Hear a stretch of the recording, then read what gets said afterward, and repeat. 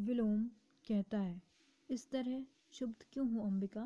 आज तो सारा ग्राम तुम्हारे सौभाग्य पर तुमसे स्पर्धा कर रहा है।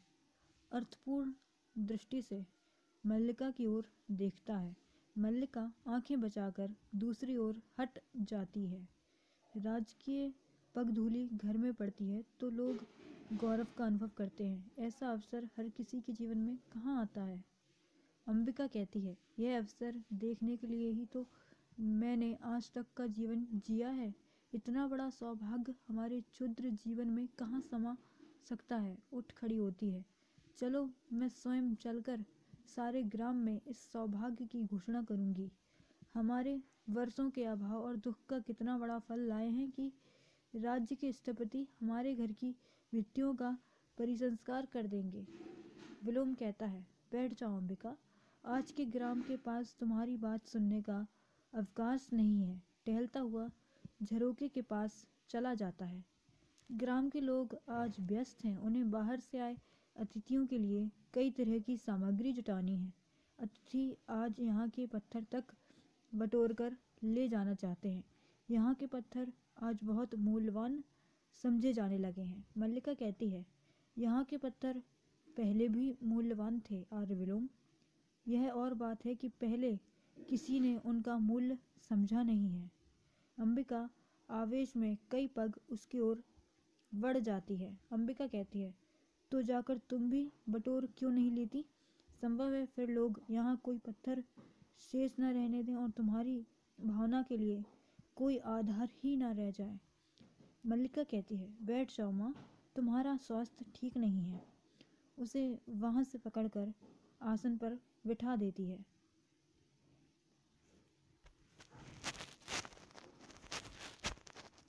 विलोम कहता है, ग्राम में चारों ओर बहुत उत्साह है। यह दिन इस प्रदेश के जीवन का सबसे बड़ा उत्सव है। लोग आज अपने पशुओं की चिंता नहीं कर रहे। वे अतिथियों के लिए भोजन और पान की सामग्री जुटाने में व्यस्त हैं। उस सामग्री में कुछ हरण शावक भी होंगे जो राजकन्या के विशेष आदेश पर एकत्रित किए जा रहे हैं। मल्लिका कहती है, यह सच नहीं है। विलोम कहता है, सच नहीं है? इंद्रवर्मा और विष्णुदत्त को राजकन्या ने स्वयं आदेश दिया है कि। मल्लिका कहती है, उस आदेश का कुछ और अर्थ भी हो सकता है।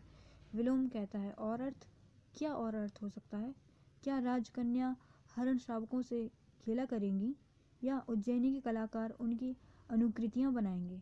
यह भी एक मनोरंजक विषय है कि राज परिवार के साथ आए राजधानी के कलाकार आज यहाँ की हर वस्तु की अनुकृतियां बनाते घूम रहे हैं। यहाँ का कोई पेड़, पत्ता, तिनका शेष नहीं रहेगा जिनकी वे अनुकृति बनाकर नहीं ले जाएंगे। मल्लिका कहती है, इसका भी कुछ दूसरा अर्थ हो सकता है। विलोम झरोके के पास से हटकर उसकी ओर आता है। विलोम कहता है, मैं कब कहता हूँ कि दूसरा अर्थ नहीं है? अर्थ बहुत स्पष्ट है। वे यहाँ की हर वस्तु को विचित्र के रूप में देखते हैं और उस विचित्र को यहाँ से जाकर दूसरे को दिखाना चाहते हैं। तुम, मैं, घर, ये पर्वत सब उनके लिए विचित्र के उदाहरण हैं। मैं तो उनकी सूक्ष्म और समर्थ दृष्टि की प्रशंसा करता हूँ जो यहाँ विचित्र नहीं वहाँ भी विचित्र देख लेती है।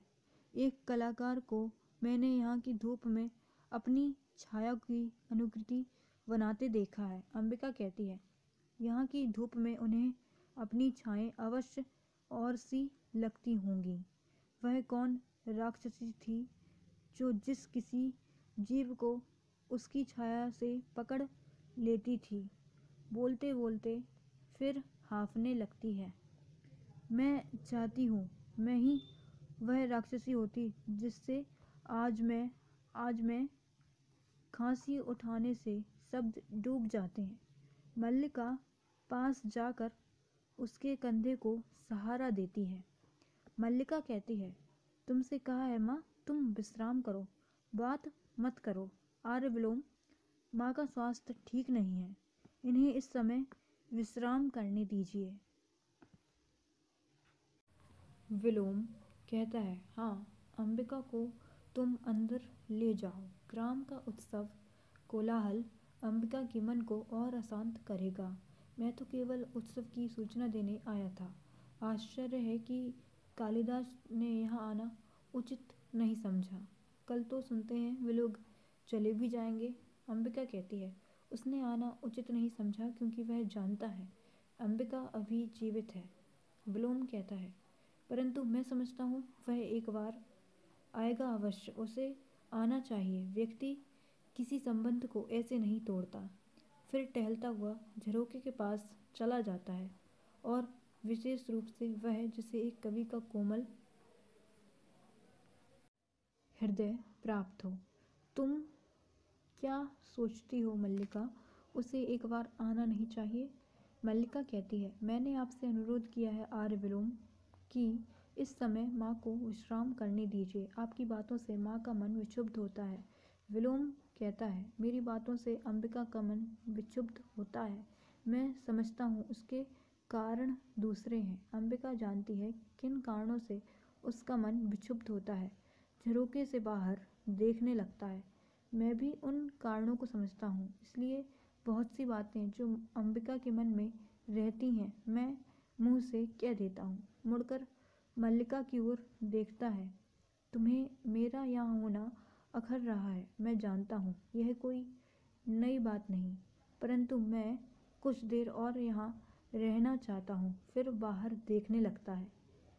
पर्वत शिखर की ओर से एक अश्वारोही को आते देख रहा हूँ। संभव है इस बार कुछ क्षणों के लिए वह यहाँ रुकना चाहे। उस स्थिति में मैं भी उससे कुशल क्षेम पूछ लूँगा। मेरी उससे पुरानी मित्रता है।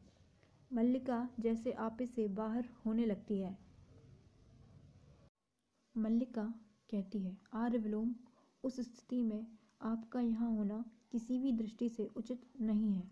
आप उनसे मिलना चाहें तो उसके लिए यही एक स्थान नहीं है। विलोम उसी तरह बाहर देखता रहता है।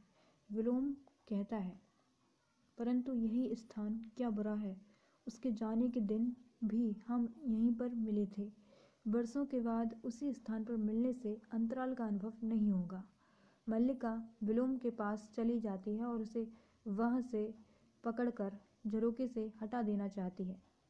मल्लिका कहती है, मैं अनुरोध करती हूँ कि आप इस समय यहाँ ठहरने का हठ न करें। विलोम अपने स्थान से नहीं हिलता। दूर से घोड़े की टापों का शब्द सुनाई देने लगता है।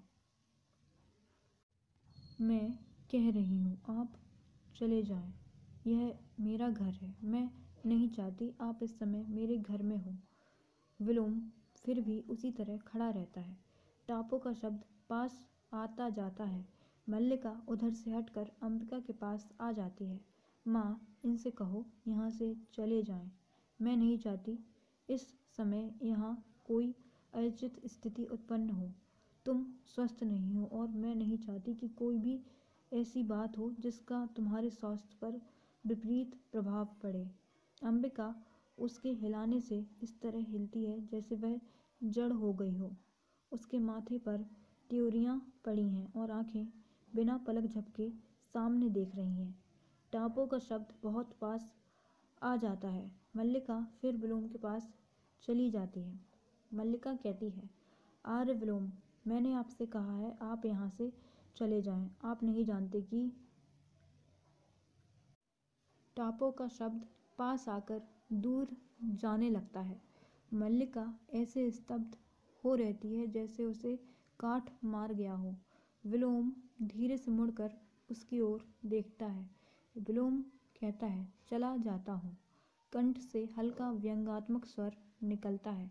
मैं नहीं चाहता मेरे कारण यहाँ कोई अनुचित स्थिति उत्पन्न हो, परंतु क्या अनुचित स्थिति उत्पन्न हो सकती है जान सकता हूँ। झरोखे से हटकर प्रकोष्ठ के बीच में आ जाता है। क्यों अंबिका, मेरे यहाँ रहने से क्या अनुचित स्थिति उत्पन्न हो सकती है? अंबिका कहती है, मैं जानती थी, आज नहीं तब से ही जानती थी। वह आता तो मुझे आश्चर्य होता, अब मुझे आश्चर्य नहीं। स्वर ऊंचा उठता जाता है। मल्लिका जैसे सारी शक्ति खोकर धीरे धीरे आसन पर बैठ जाती है। कोई आश्चर्य नहीं है, प्रसन्नता है कि मैं उसके संबंध में ठीक सोचती थी।